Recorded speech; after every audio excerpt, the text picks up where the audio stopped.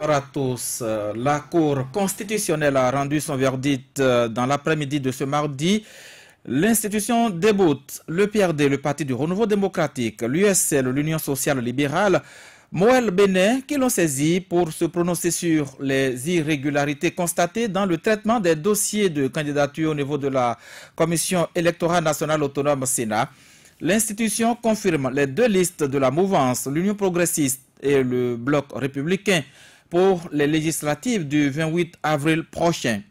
Au lendemain de ce verdict de la haute juridiction, le président de la Sénat, la Commission électorale nationale autonome, vient d'effectuer ce mercredi après-midi même une sortie médiatique au siège de l'institution à Cotonou. Sortie médiatique au cours de laquelle Emmanuel Tiando a exposé les raisons qui ont motivé le rejet des dossiers de candidature par son institution. Nous avons en ligne depuis le siège de la Sénat, Saturnin Djossou. Bonsoir. Saturnin Djossou, est-ce que vous nous recevez au siège de la Commission électorale nationale autonome? En attendant de retrouver Saturnin Djossou, les débatteurs sont déjà ici en studio. Alphonse Moïse Soudé, bonsoir. Bonsoir à vous, Patrice Savala, et bonsoir à tous. Également dans ce studio, Joël Togbé, bonsoir. Bonsoir à vous, Patrice Savala, bonsoir à chacun et à tous. Virgile Avancet, le troisième débatteur de ce soir, bonsoir.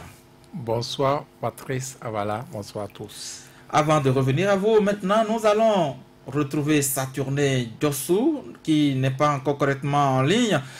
Avec la complicité de Edgar Nyakadja, nous allons tout de même retrouver Emmanuel Tiando, non? Saturnin Djossou, voilà, qui nous reçoit maintenant. Bonsoir. Oui, bonsoir Patrice Zavala, bonsoir à nos auditrices et bonsoir à nos auditeurs. Le président de la Sénat, Emmanuel Tiando, vient de finir avec sa sortie médiatique au cours de laquelle il a exposé les raisons qui ont motivé les membres de cette institution à rejeter les dossiers de candidature de certains partis politiques. A priori, il faut le dire, Patrice Zavala, on ne devrait pas connaître les travaux qui ont été menés au sein de cette commission électorale nationale autonome, surtout quand il s'agissait de délibérer sur les travaux qui ont été exécutés par les cadres de l'institution. Il faut dire que dans le dépôt des dossiers de candidature par les différentes listes, deux équipes ont été constituées par la Sénat, deux équipes composantes qui est composées de 6 cadres de l'institution.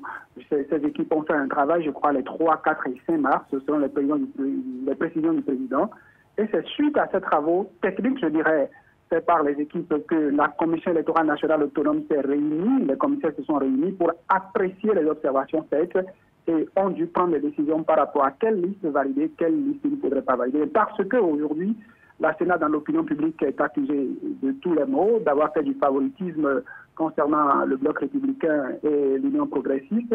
Le président de la Sénat a senti la nécessité, comme pour laver l'honneur de l'institution, d'expliquer aux journalistes qui étaient ici il y a quelques minutes encore les travaux qui ont été menés même au sein de la commission en délibération.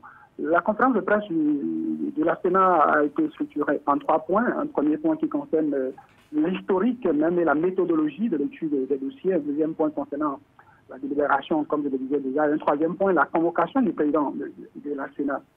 Vous aurez l'occasion d'écouter tout à l'heure l'intégralité de ce qui a été fait en travaux avec les commissaires en délibération, avec les extraits que je vous ai envoyés. Ce qu'il faut déjà retenir concernant la convocation, parce que c'est également d'actualité, je le disais ce matin sur Titre Méda, le président de la Sénat n'a pas été convoqué, sinon même le président du Parti du Renouveau démocratique n'a pas été convoqué à propos des documents qui ont été exhibés à la Cour constitutionnelle.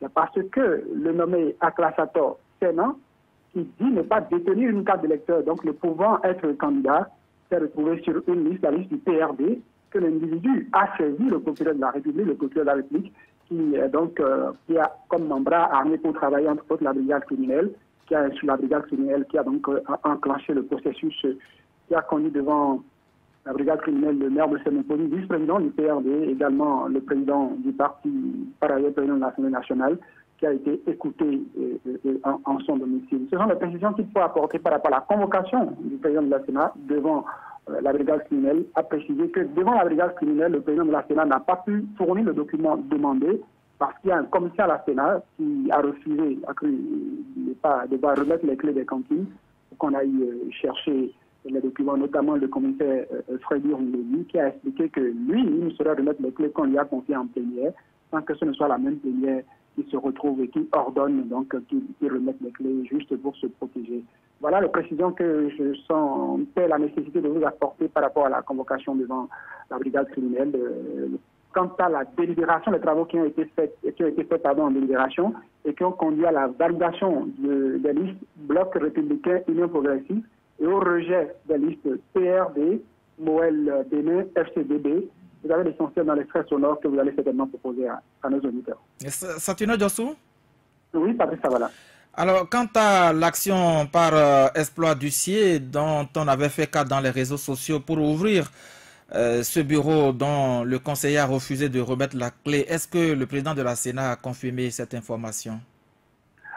Le président a précisé que quand il a été interpellé par la brigade criminelle, la vice-présidente, Mme Geneviève Bokonadjo, a appelé le commissaire Freddy Rongledi qui détient les clés des cantines afin qu'il puisse mettre la clé à disposition, qu'il puisse venir à la Sénat pour que les cantines soient ouvertes pour permettre à ce qu'on retire les documents réclamés à la brigade criminelle.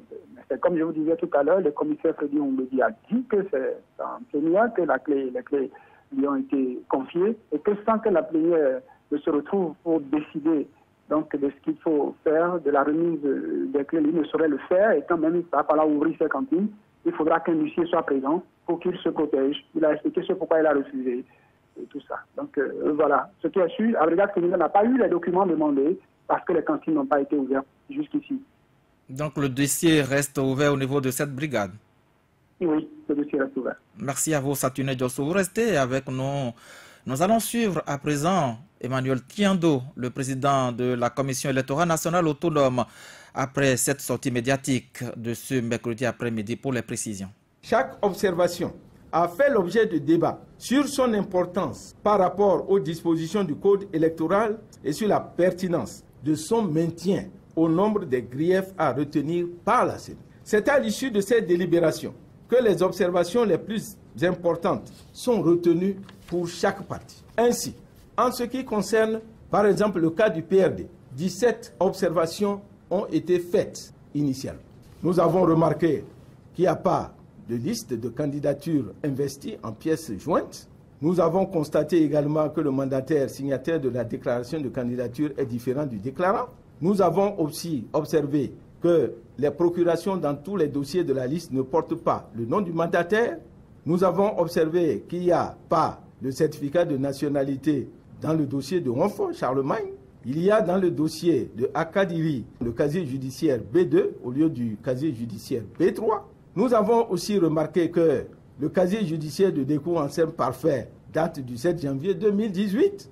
Nous avons aussi constaté que la carte d'électeur supposée être celle d'Aclasato Salvador n'est pas la sienne. Nous avons aussi remarqué que le certificat de Afouda Raoul Francis Aristide et son acte de naissance ont été légalisés par un commissaire.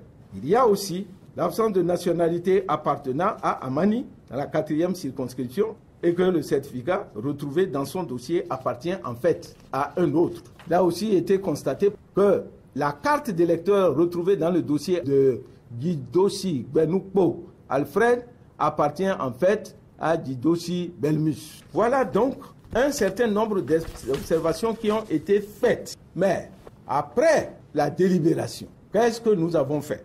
Nous avons retenu comme pertinente, en ce qui concerne le PRD, les points suivants, les fautes suivantes, parmi les 17, et après délibération en plénière. Nous avons retenu comme faute pouvant être sanctionnée la copie du certificat de nationalité de M. Ronfort Charlemagne, candidat du PRD, dans la 19e circonscription électorale n'est pas légalisée. Deuxièmement, il n'y a pas de concordance entre les noms du candidat Aclasator Salvador Sénat et Toniso Dominique mentionnés sur la carte d'électeur qui a été produite. Le certificat de nationalité retrouvé dans le dossier de M. Amani Biliaminou est celui de M. Mayaki Boni Nassirou. La carte d'électeur retrouvée dans le dossier de M. Guidossi Benukpo Alfred appartient à Guidossi A. Bermus. Ce n'est pas sa carte d'électeur. Ensuite, 3 candidats, en l'occurrence Amani Biliaminou, Baroga Yoto et Kialou Warando, présentés par le PRD, se retrouvent aussi sur la liste de Moël Bénin. Ça veut dire que c'est ce que nous avons considéré après nos délibérations comme faute qu'on pourrait reprocher au parti PRD. Pour le parti républicain, nous avons eu 3 observations majeures. La non-signature de la déclaration sur l'honneur. Deuxièmement, la discordance entre les dates de naissance mentionnées par les pièces administratives sur les pièces administratives d'un candidat. Troisièmement, le quitus fiscal d'un candidat comporte des noms qui ne correspondent pas avec ceux mentionnés sur ses propres pièces d'identité, telles que l'acte de naissance et le certificat de nationalité. C'est les histoires de Boni Adam, Adam Boni. C'est souvent ça. Je ne parle pas d'un parti qui n'est pas impliqué dans le processus qui a été enclenché devant la Cour constitutionnelle. Il s'agit du FCDB, où nous avons aussi des observations. Pour le Moël Bénin, 6 observations ont été faites. Et il s'agit, entre autres, aucun dossier de candidature ne comporte de procuration. Ça, c'est les observations qui ont été faites par les cadres. Il y a ensuite non-conformité entre le non inscrit sur le certificat de nationalité et celui inscrit sur le casier judiciaire pour un candidat. Le certificat de nationalité légalisé par un commissaire de police. La légalisation de l'acte de naissance par un commissaire de police. 12 cartes d'électeurs ont été signées par Saka Lafia. 5 cartes d'électeurs ont été signées par Nassirou. Après délibération, nous avons retenu seulement 2 griefs. D'abord, le fait que des déclarations de candidature ne soient pas signées, c'est l'ensemble. Et deuxièmement, le fait que 3 candidats qui se retrouvent sur la liste du PRD se retrouvent également sur la liste Moël. Ça suffit pour invalider la liste. Parce que dans le code, il est dit l'enregistrement de 2 candidatures est de plusieurs listes, d'un candidat sur plusieurs listes est interdit. Pour l'UP, voilà les observations qui ont été faites par les cadres. Sur la déclaration de candidature, Yombo Kinopa Thomas est né en 72, alors que dans toutes les autres pièces, il est né en 1973. Mais oui, nous voulons être transparents. Le lieu de naissance de Yempabu Bundia Jacques est Kérou sur la carte d'électeur et Kondé sur toutes les autres pièces. Ça, c'est avant la réforme, sous la Révolution.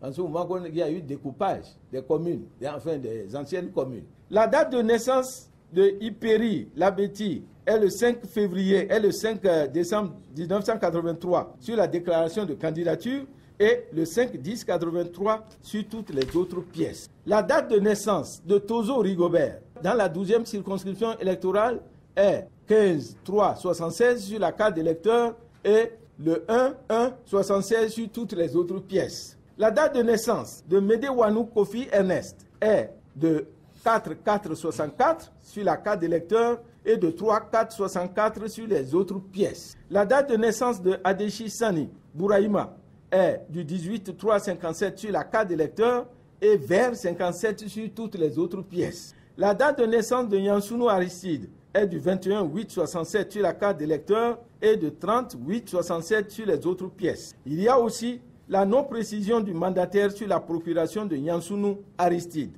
Il y a également un manque de procuration de Fefe Abdou Razak. La date et le lieu de naissance de Nyagnon Komlan Charles est du 26-12-84 à Grand Popo sur le certificat de résidence et en 1976 à Komé sur le certificat de nationalité sur les autres pièces. Il y a aussi la légalisation d'une carte d'électeur, d'un certificat de nationalité et d'un acte de naissance par un commissaire de police, alors que selon nous, ça devrait être par un chef d'arrondissement ou bien par le maire. Il y a aussi l'utilisation de 13 cartes d'électeurs signées par Saka Lafia. La plénière, après avoir fait une appréciation globale de toutes ces observations, a décidé de ce que les observations communes à toutes les listes et celles qui dépendent de l'administration ne seraient pas prises en considération. C'est la décision que nous avons prise ici même. Et donc, la légalisation de certaines pièces constitutives du dossier par les officiers de police. C'est vrai que nous avions dit que les pièces devaient être signées par les chefs d'arrondissement ou les maires, mais voilà que beaucoup de candidats ont fait signer leur dossier par des commissaires de police. Nous avons considéré que ce n'était pas une faute suffisamment grave. L'utilisation de cartes d'électeurs signées par Sakalafia et Arifali Bako. On ne va pas en tenir rigueur aux candidats qui ont présenté ces pièces parce que la carte d'électeur a une validité de 10 ans. On ne va pas les pénaliser pour ça et c'est de vraies cartes. Ensuite, les dates de naissance mentionnées nées vers ou nées le 30 janvier 57 par exemple. On ne peut pas en tenir rigueur aux gens pour ça. Les lieux de naissance des candidats nés avant le découpage territorial sous la Révolution. C'est pourquoi, c'est entre autres ce que nous avons retenu comme faute légère, comme faute mineure. C'est pourquoi la plénière n'a retenu que les observations qui constituent véritablement une violation flagrante du code électoral. C'est au terme donc de ces décisions que les observations manifestement en violation avec le code électoral ont été imputées à chaque parti. Mais dès lors qu'il n'y a pas de faute grave, on ne va pas imputer à ce parti et on ne va pas mentionner sur la décision, voilà les observations qui ont été faites.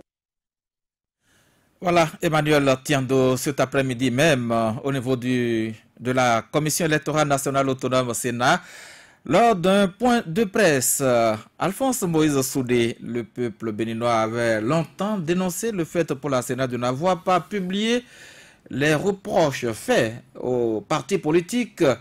Voilà qui est fait. Je crois que le mercredi dernier, sur ce même plateau, nous l'avions dénoncé. Mais c'est suffisamment grave ce que j'entends là. La Sénat n'a pas pour droit de qualifier une faute de légère, de mineure. Faute mineure, faute grave. Mais non, attention. Si vous allez à un examen et que si votre diplôme, la date de naissance qu'il y a sur votre diplôme n'est pas conforme à ce qu'il y a sur vos pièces, attention. Moi, je crois, si j'ai bien suivi le président de la Sénat, on devait invalider toutes les listes. Il n'y a pas à qualifier de faute. Une faute est une faute. Qu'on dise qu'il y a des fautes légères, fautes mineures, et qu'on trouve que d'autres ont commis des fautes graves. C'est dangereux pour moi, pour ce que j'ai suivi du président, parce qu'il a pris tous les différents partis dont on a reçu les dossiers, il a dit ce qu'on reprochait à chacune des listes. Maintenant, ils ont choisi délibérément à leur niveau de dire sur quelle faute on va sanctionner, sur quelle faute on ne va pas sanctionner. Moi, je crois, si on devait respecter ce qui a été dit, c'est qu'aucune liste ne devrait être retenue. Je ne sais pas quelle loi interdit aux gens, depuis un certain temps, si vous constatez bien, ceux qui vont pour les concours, ceux qui vont pour les examens, ils font signer leurs documents dans les commissariats. Mais je dis, quand il y a des... Je prends la liste UP, la plupart des fautes, c'est date de naissance. On trouve que c'est mineur. C'est pas bon de dire des choses comme ça. Parce qu'il y a des gens qui nous écoutent, il y a des élèves qui nous écoutent, il y a des personnes quand même responsables qui nous écoutent, qui peuvent dire désormais, je peux me permettre de me tromper sur les dates de naissance, c'est une faute légère qu'on ne va pas sanctionner. La loi n'a pas parlé de faute légère, la loi n'a pas parlé de faute mineure, la loi n'a pas parlé de faute grave. Une faute reste une faute. Une irrégularité reste une irrégularité. Irrégularité reste irrégularité. Et quand on sanctionne les irrégularités, on ne doit pas classifier les irrégularités. Donc, ce qui disait que, au niveau des autres listes, il y a des erreurs sur lesquelles on a choisi de fermer les yeux. Ceux-là ont raison. Parce que le président, dans son souci d'apporter le maximum de détails, c'est fourvoyer lui-même. Et c'est pourquoi je donne raison à ceux qui disent que le diable se trouve dans le détail. On avait déjà dénoncé pour dire que le rejet devait être motivé. On n'a pas motivé. Pourquoi c'est aujourd'hui qu'on trouve la nécessité de monter au créneau pour dire, après avoir commis l'acte, pour dire les fautes? C'est que quelque part, au niveau de l'institution, il y a malaise, il n'y a pas d'entente entre les différents membres, et le président a trouvé la nécessité d'apporter des clarifications. Mais si moi, je tiens compte de ces clarifications-là, pour moi, aucune liste ne devrait être validée. Parce que les techniciens ont travaillé, et les politiques ont décidé. Si on devait tenir compte du rapport des techniciens, du travail fait par les techniciens, c'est qu'on ne devait valider aucune liste. Donc, ceux qui reprochent à la Sénat de faire preuve de favoritisme, en écoutant ce que le président vient de dire, il leur donne parfaitement raison. Joël Togbé, le président de la Sénat a voulu couper court aux polémiques qui sont distillées ça et là, et voilà le résultat. Je pense que le président de la Sénat vient donc de se tirer une balle dans les pieds. Une balle qui, ma foi, risque d'être mortelle. Parce que, je l'ai toujours dit, quand vous prenez le système électoral, en tout cas dans tous les pays, la Sénat, c'est une institution sensible parce qu'elle est au cœur de tout ce qui bouge. Elle est au centre même, je dirais que pour les partis politiques, notamment pour les acteurs qui désirent conquérir le pouvoir, cette institution, si on perd foi, on perd forcément la confiance dans cette institution-là, ça veut dire qu'il y a problème, il y a malaise. Et quand je suis Emmanuel Tiangdo, qui de plus en plus se trouve ces derniers jours être accablé par les révélations qui ont été faites par le PRD, quand je le suis finalement ce soir, je suis resté sur ma faim.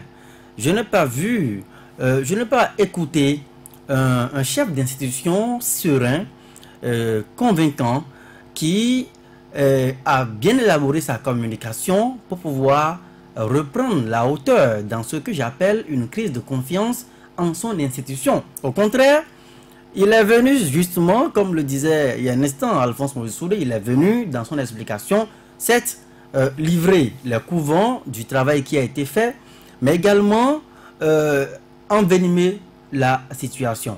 Parce que je ne sais pas si il y a une typologie des fautes qu'on a quand même définie dans la loi. On a dit une faute reste une faute. Alors là, les techniciens qui ont fait le travail, certainement, ce n'est pas pour rien que dans leur rapport technique, on a parlé de 17 observations faites au PRD, de 6 observations par exemple faites à Moelle-Bénin, et ainsi de suite. Donc si les techniciens qui ont été commis pour faire le travail ont cru devoir mentionner dans leur rapport les observations ligne par ligne, virgule par virgule, je pense qu'il ne revenait pas au collège des commissaires réunis en plénière de décider d'établir une typologie des fautes à sanctionner et des fautes sur lesquelles on doit pouvoir fermer les yeux. Et c'est là exactement que la Sénat a péché.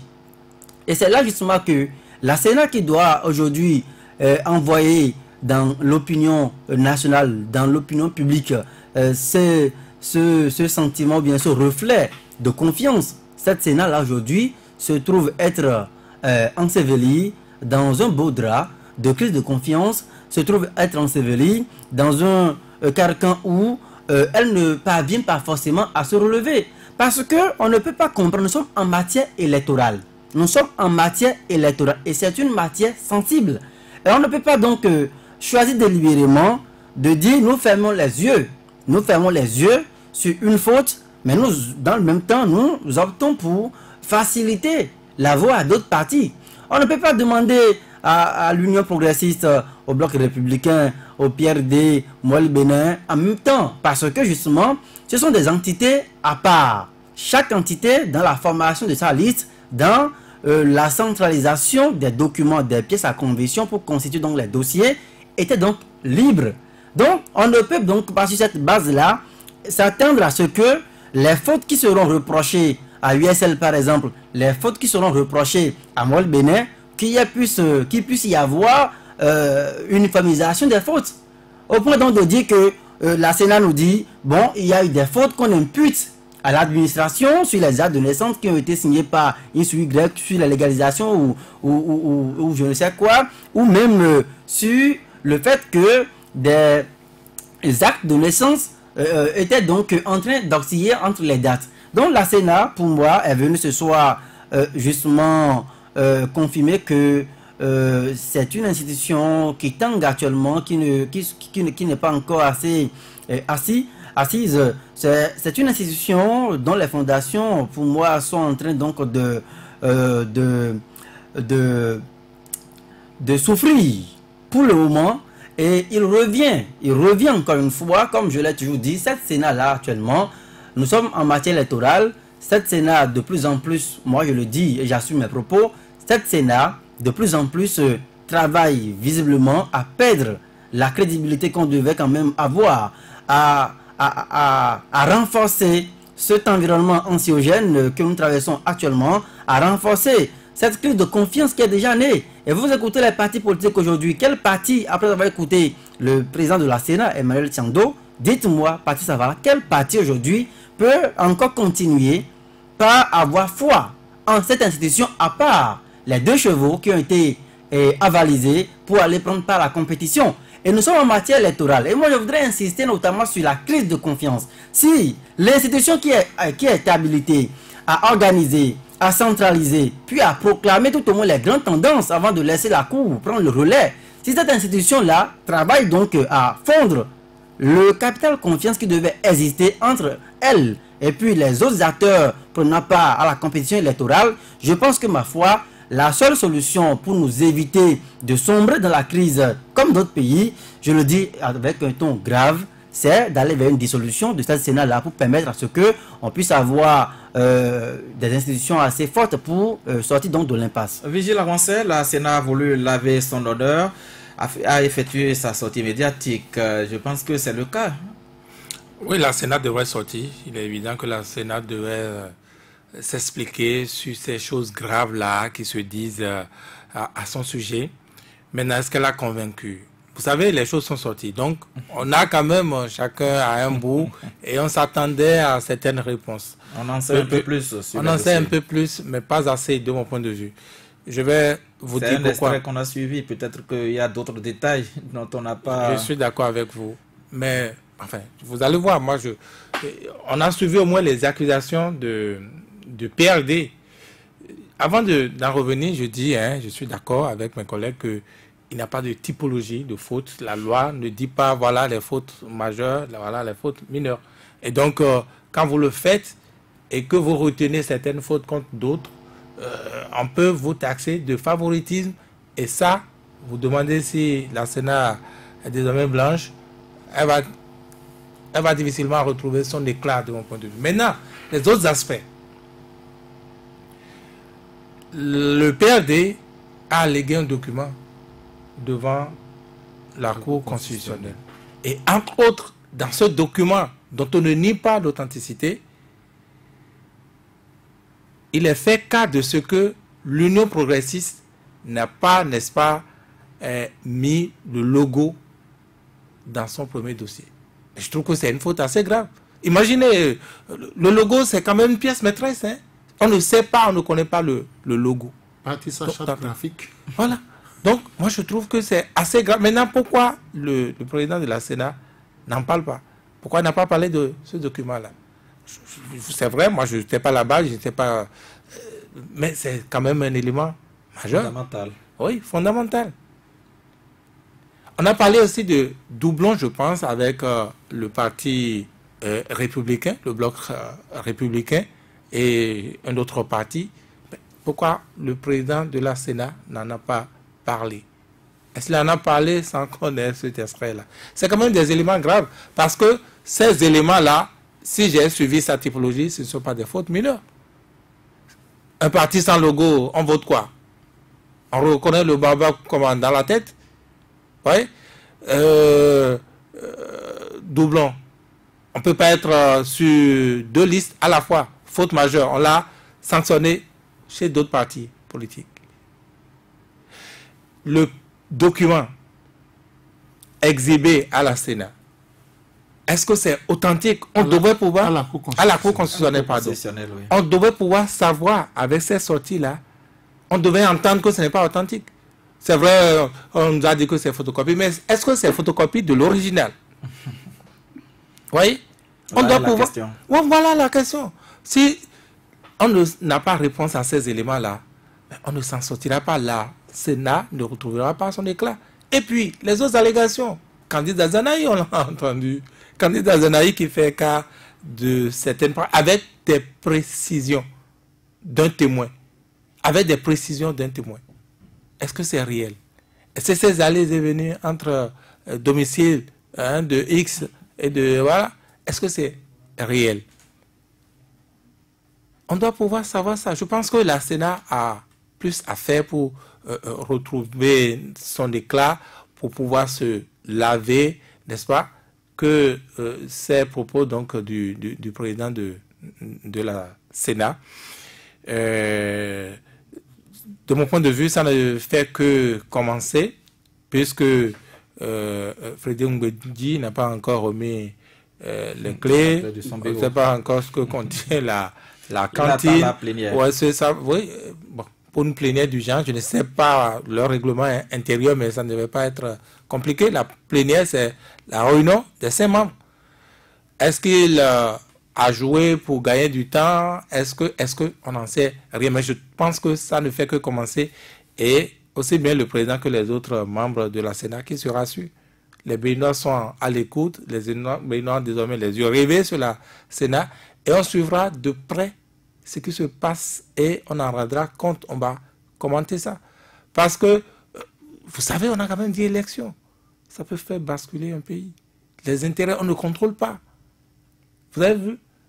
Donc, nous allons suivre le président de la Sénat ou les autres commissaires. Je pense qu'il a plus à faire, je répète, il a plus à faire, n'est-ce pas, pour nous dire, et moi particulièrement, je veux vraiment savoir que la Sénat n'est pas mêlée à tout ce qu'on dit là, mais il faut vraiment qu'il nous apporte des éléments qui fassent que, eh bien, on ne fasse que, se plier devant ces preuves. Alphonse Moïse Soudé, et si nous suivons le président de la Commission électorale nationale autonome, aucun des partis ayant déposé leur dossier au niveau de cette institution n'a déposé un dossier exempt d'irrégularité. En dépit de ces irrégularités dont a fait cas le président de l'institution, 2 quand même ont été validés et il y a eu des partis qui ont saisi l'institution, la haute institution en matière juridique pour se prononcer sur ces questions, mais qui quand même a rendu son verdict et a débouté ceux qui les a saisis. Oui, vous voyez, et je crois qu'ils ont certainement suivi la déclaration de Manuel Tiando, qui pratiquement vient prendre le contre-pied de ce que la Cour a fait. Parce que le premier réflexe du président de la Sénat, c'était de répondre à toutes les accusations. D'abord, il y a des accusations qui ont circulé dans la masse. Au lieu de répondre, on n'a pas répondu, mais on a voulu faire preuve de transparence et on attire les choses. Aujourd'hui, si je suis bien les éléments évoqués par le président de la Sénat, cela est en porte-à-faux vis-à-vis de la décision de la Cour constitutionnelle. Et je dis, on ne peut pas, parce que quand on dit les techniciens ont travaillé, c'est pour plus de crédibilité. La Sénat, c'est un organe politique. Les techniciens, c'est-à-dire que c'est des cadres payés par l'argent du contribuable béninois, ils ont fait un travail scientifique. Et le président même l'a dit, c'est un travail scientifique. Et ils ont épluché dans les moindres détails les éléments. Et si les techniciens ont estimé que c'est des éléments sur lesquels on ne peut pas fermer les yeux, si on devait fermer les yeux sur ces éléments-là, les techniciens n'allaient pas les évoquer. Donc je dis,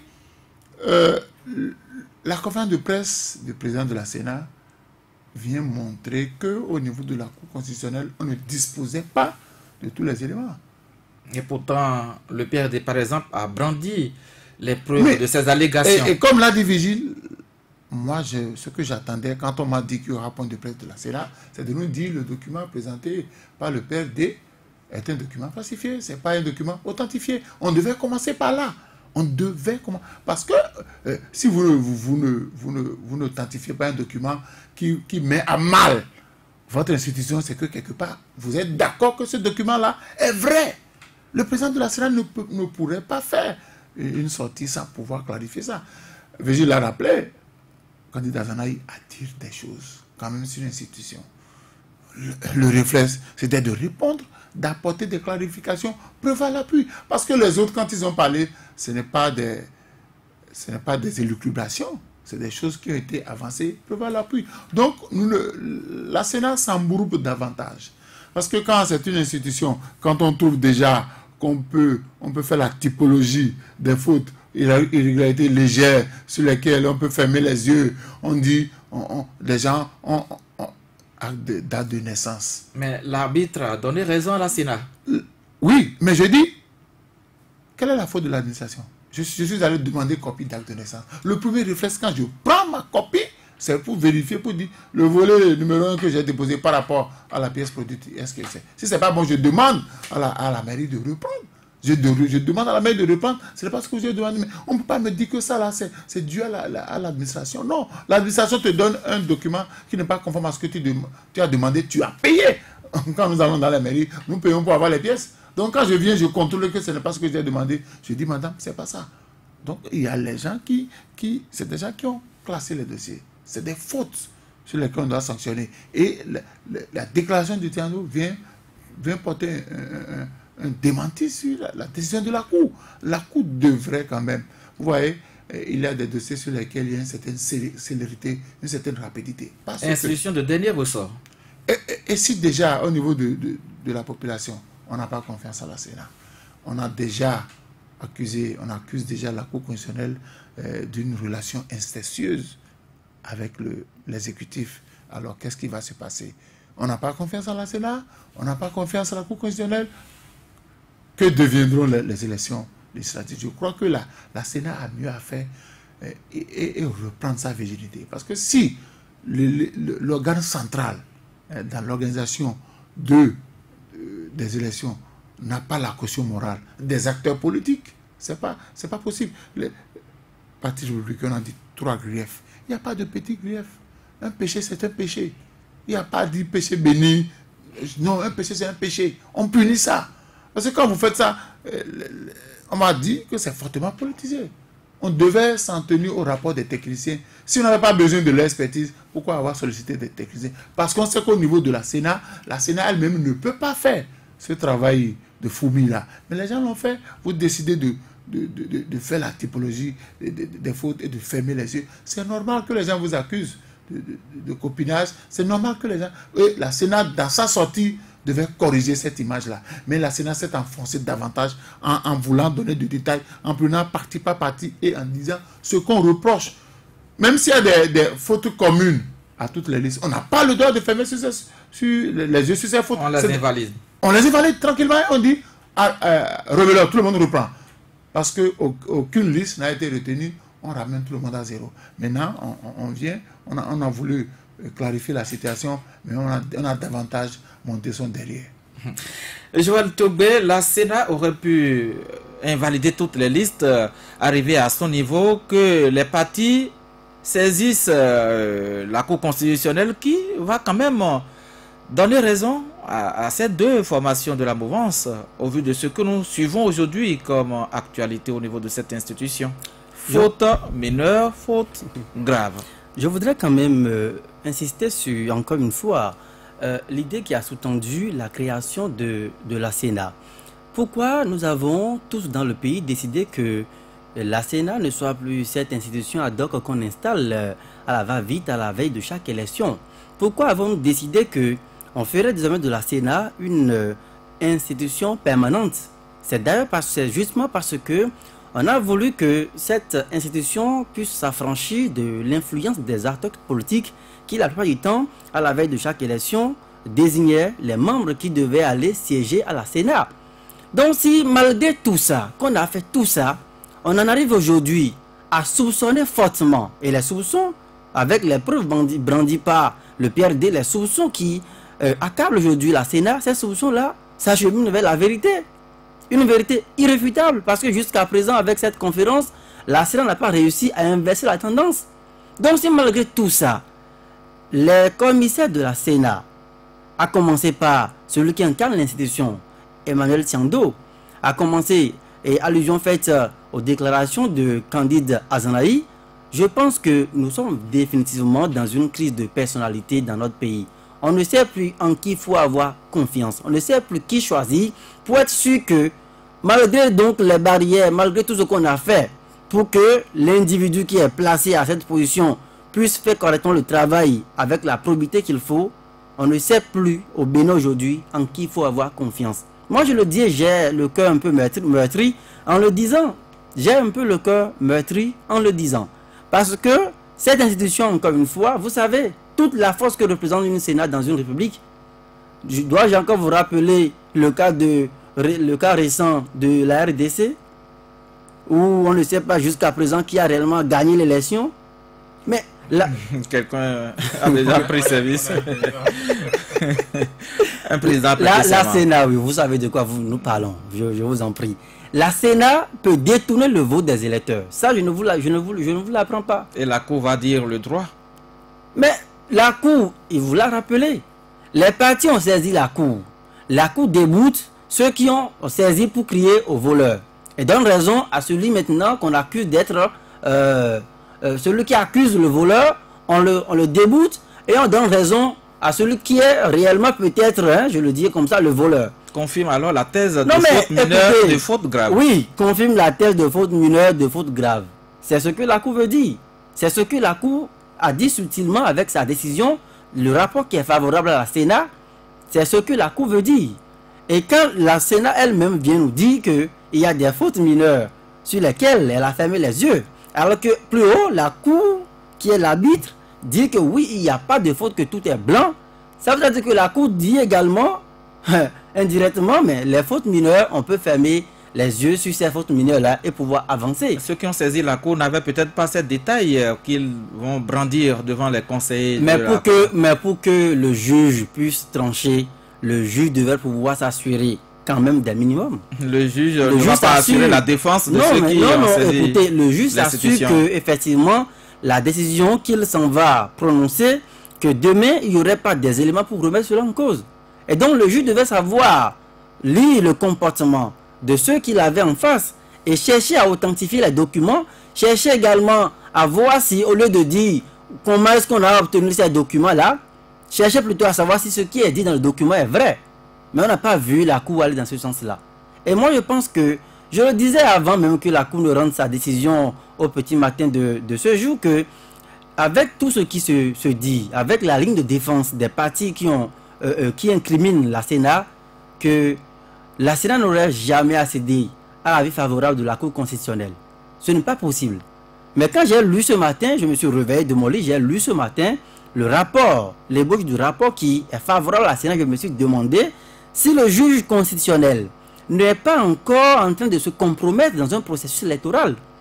Parce qu'encore une fois, à part la Sénat, voilà donc des messieurs, des salles que nous avons envoyés à la Cour qui sont censés indiquer la directive, qui sont censés arbitrer de façon impartiale. Mais si déjà, avec des dossiers, on n'a pas encore organisé les élections, on n'est pas encore dans le contentieux électoral à proprement parler.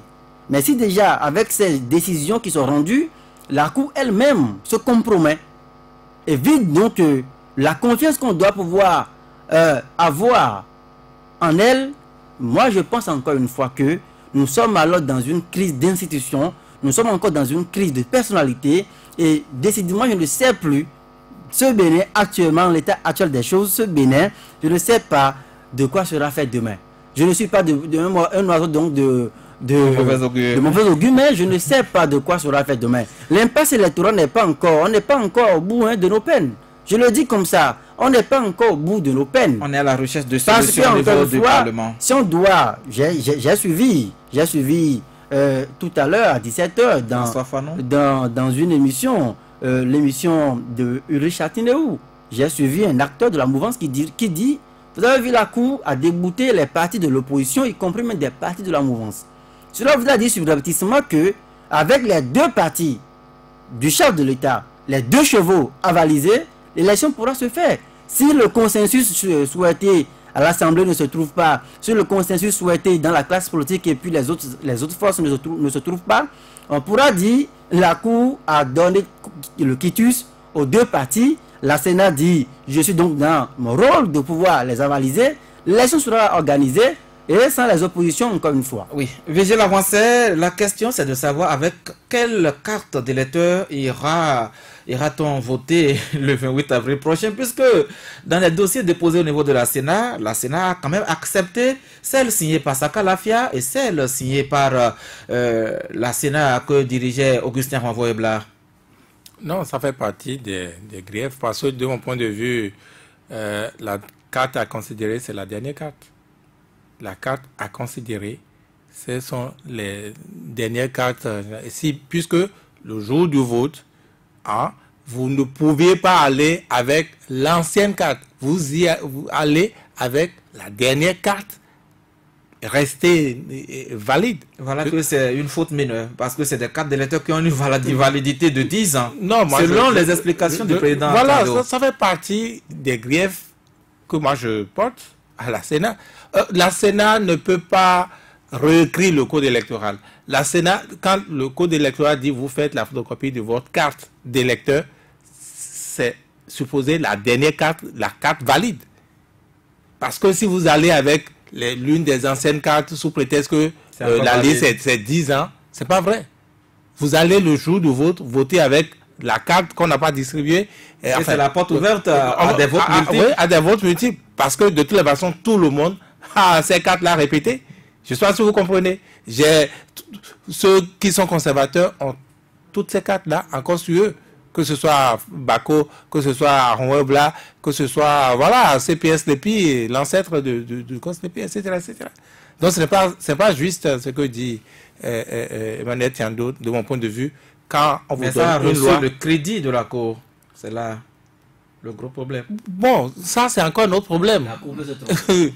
Ça c'est encore un autre problème. Vous avez dit la Cour, et la Cour depuis un certain temps va seulement dans un sens. On a l'impression que non, au moins cette fois-ci, elle peut se racheter. Moi, personnellement, je m'étais dit que dans cette situation-là, où les cartes sont à rebattre, elle pouvait se racheter. Parce que quand on dit le document brandi, on ne considère pas ça. Si vous avez suivi, parce que moi j'ai suivi la décision lue par le président de la Cour, il est allé exactement dans le même sens que l'avocat du parti républicain. Non, oui, voilà, du parti du pouvoir. Exactement dans le sens, à savoir que on ne retient pas ce document-là qui n'est d'ailleurs qu'une photocopie, comme si l'authentique n'existe pas, l'original n'existe pas, mais on retient plutôt le procès verbal de la plénière de la Sénat. Mais si c'est pas contenu, en plus, si c'est un arrangement, comme on stipule le document, si c'est un arrangement, ça ne va plus figurer au procès, à la dernière pièce, donc au document de cette plénière-là qui rend compte de ce qui s'est passé, parce que ça a été un arrangement. Le document dit que une fois, le logo n'était pas là, et après, et le document montre que à cette heure-là, à cette date-là, le logo n'était pas encore là, et il avait un document qui prouvait ça. Et puis ça a été amené par la suite. Donc il y a une chronologie à vérifier là, c'est pas compliqué de mon point de vue. C'est pas compliqué, c'est des éléments assez graves, c'est pourquoi je dis encore une fois, oui, il n'avait pas assez de doigts à la Sénat aujourd'hui pour rendre propre l'institution, donc on va suivre, parce que là, il va falloir que l'opinion sache, n'est-ce pas, ce que contient ce document-là de PRD. Maintenant, est-ce qu'ils auront le courage de le faire, parce que là, l'affaire devant la justice. Surtout que ça tenait à préciser tout à l'heure que ce n'est pas ça la raison de la convocation adressée au président du parti du Renouveau démocratique, ni à son adjoint Charlemagne Renfort. La convocation a ses motifs ailleurs. Merci à vous, Vigile Avancé. Merci à Joël Tobé. Merci à Alphonse Moïse Soudé de l'autre côté de la baie vitrée. Il s'appelle Edgar Nyakadia. Intégral, c'est encore demain.